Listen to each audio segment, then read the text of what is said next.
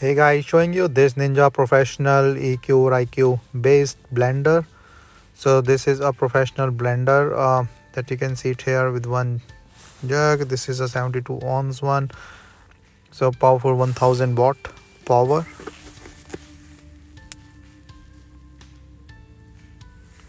So here is the in the packing. It's really nice packing and secure packing. So this is the main motor or the machine. This is the cover. So instructions are provided how to close and the link this along with this jar. So you have to align this arrow with the other, so I will show that one.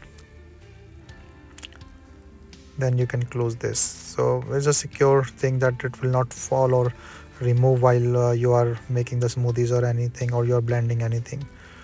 So this is the blade, is protective covering, so we have to remove. This is the big jar and sharp blade here. The Ninja is actually good with the sharp things, and there are motors, so it should be a really nice powerful thing to do.